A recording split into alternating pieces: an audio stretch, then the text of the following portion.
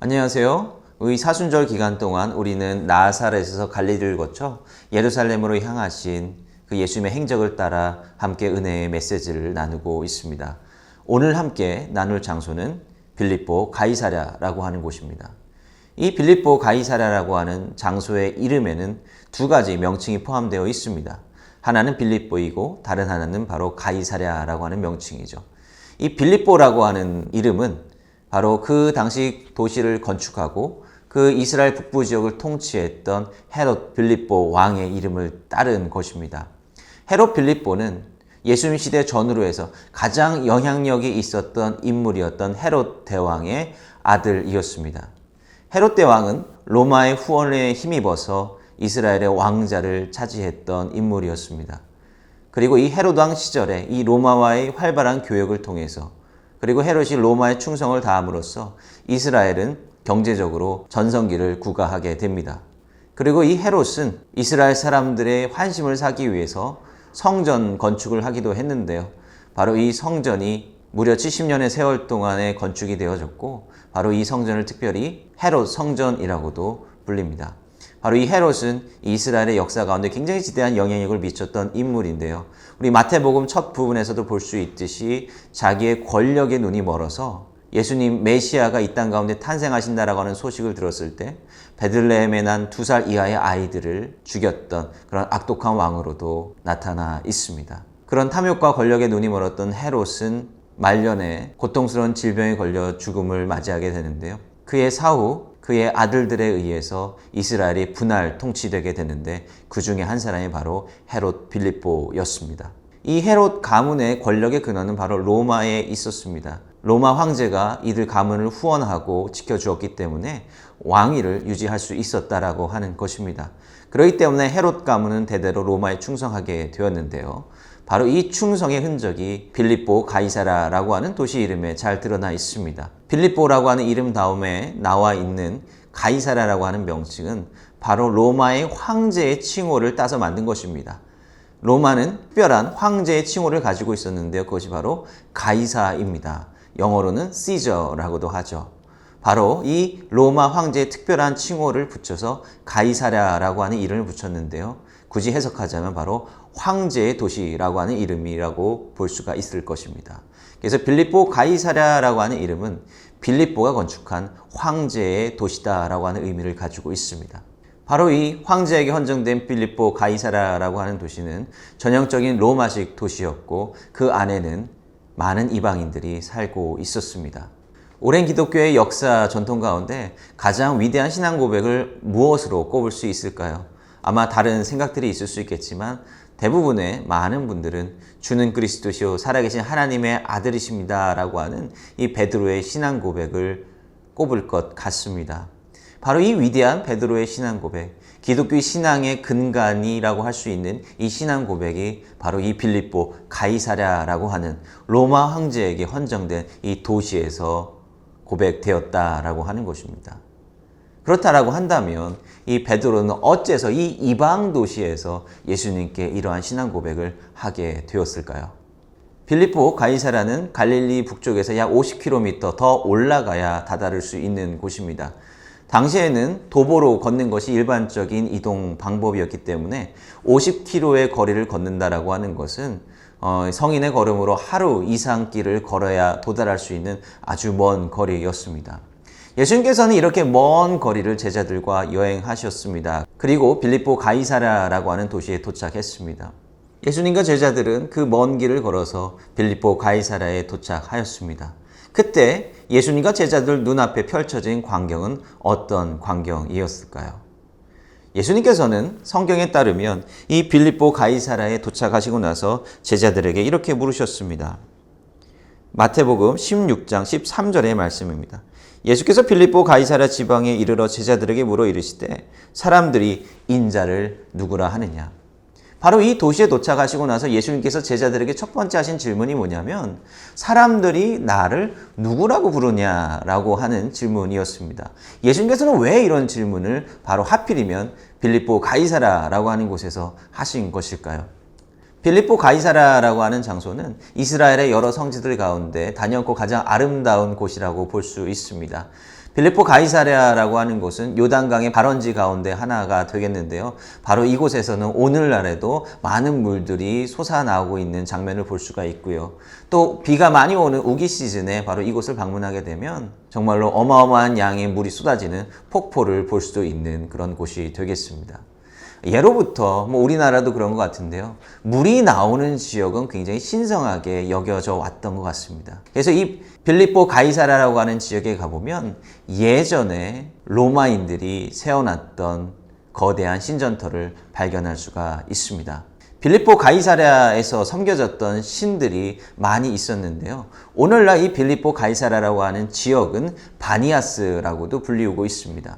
이 바니아스라고 하는 오늘날의 지명은 예전에 이곳에서 섬겨지던 판신의 이름을 따서 만든 지명이 되겠습니다. 판신은 반인반수, 즉 사람과 염소의 모습이 기괴하게 섞여져 있는 모습을 띠고 있는 신이라고 할 수가 있는데요. 이 신은 예로부터 풍요의 신으로 헬라인들에게 섬겨지던 그런 신이었습니다. 즉 어디에서나 물을 구할 수 있고 이렇게 풍부한 물을 바탕으로 이루어진 풍요 속에 살아갔던 사람들은 풍요의 신 판신을 섬겼다라고 하는 것입니다. 이 판신은 그리스 신화에 따르면 굉장히 음란한 신입니다. 술을 좋아하고 여자들을 좋아하는 그러한 타락한 모습의 신으로 묘사되어 있습니다. 바로 당시 빌립보 가이사랴 이 풍요 속에 살았던 사람들이 추구했던 삶의 가치관이라고 하는 것이 바로 이러한 향락의 문화였다라고 하는 것이죠. 그리고 오늘날에 남아있는 옛 흔적을 살펴보면 당시에 바로 이 빌립보 가이사랴 지방에 판신뿐만 아니라 로마의 황제신, 제우스신, 춤추는 염소신 등과 같은 다양한 신들이 함께 섬겨졌음을 볼 수가 있습니다. 바로 당시 빌립보 가이사랴는 많은 로마인들과 이방인들이 오고 갔던 국제적인 도시이고 굉장히 풍요로운 도시이기도 했고 또한 이방 신들을 섬기는, 특별히 풍요의 신들을 섬기는 종교적인 중심지였다라고 하는 것이죠. 바로 이러한 곳에서 예수님께서는 제자들에게 인자가 누구인가 라고 하는 그 질문을 하고 계신 곳입니다. 예수님께서 사람들이 인자가 바로 예수님을 뭐라고 부르느냐라고 하는 질문에 제자들이 이렇게 대답을 합니다.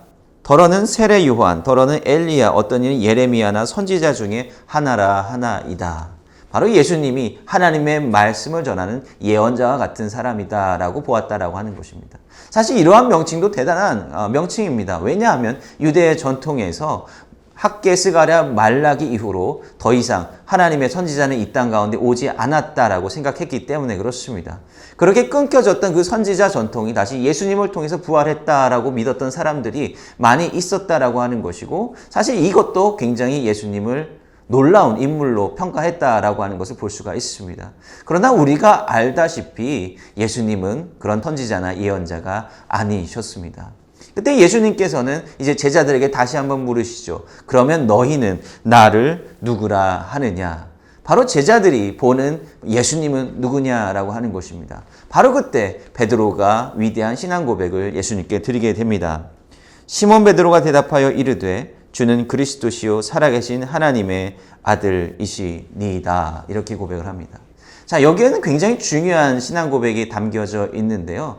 베드로는 두 가지로 예수님의 정체성을 이야기를 하고 있습니다.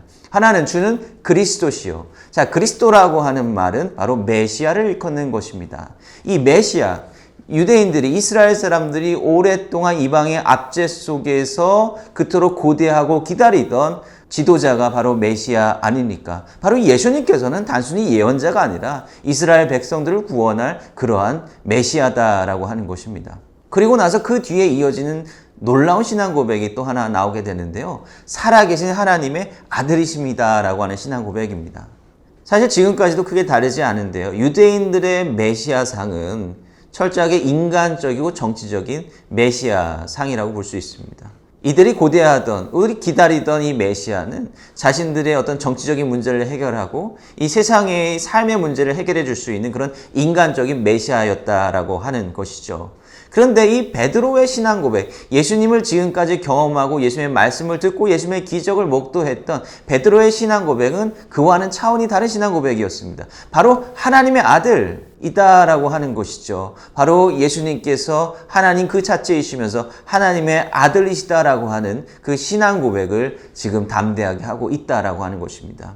이 베드로의 신앙 고백이 더욱더 위대해 보이는 이유는 제가 아까 말씀드렸던 이 가이사랴 빌립보의 전체적인 모습 때문에 그렇습니다. 가이사랴 빌립보에서는 그 무엇보다도 로마의 황제신이 섬겨지고 있었던 곳이었고 많은 이방신들이 섬겨지던 곳 아닙니까? 바로 그 많은 신들, 특별히 이 황제신 앞에서 예수님을 유일하신 하나님의 아들이라 신앙 고백을 하고 있다라고 하는 것이죠. 누가 지나가다 그것을 듣기라고 한다면 로마 황제신 숭배를 거부하는 것으로 들리고 그것이 로마 황제에 대한 반역의 마음으로 받아들여질 수도 있겠죠. 그럼에도 불구하고 베드로는 그 예수님의 메시아로서 하나님의 아들로서의 정체성을 이렇게 담대하게 고백해내고 있다라고 하는 것입니다.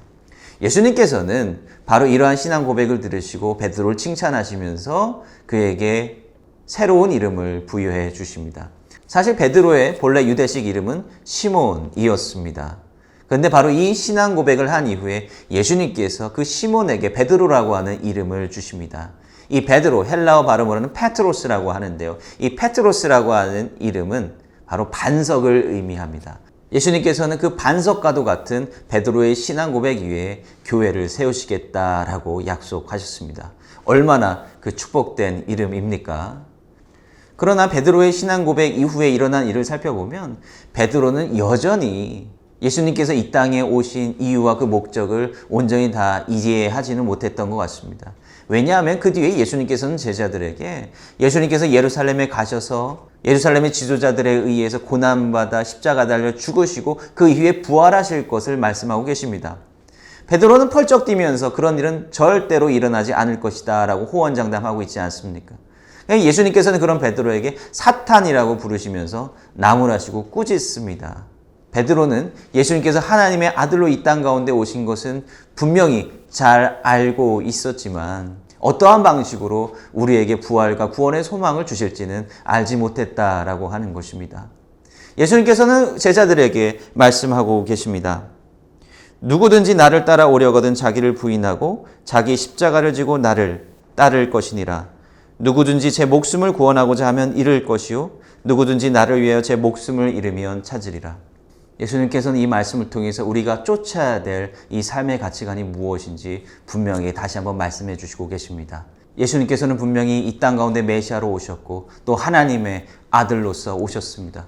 예수님께서는 이 세상 가운데 영광 받으시기 위해서 오신 것이 아닙니다.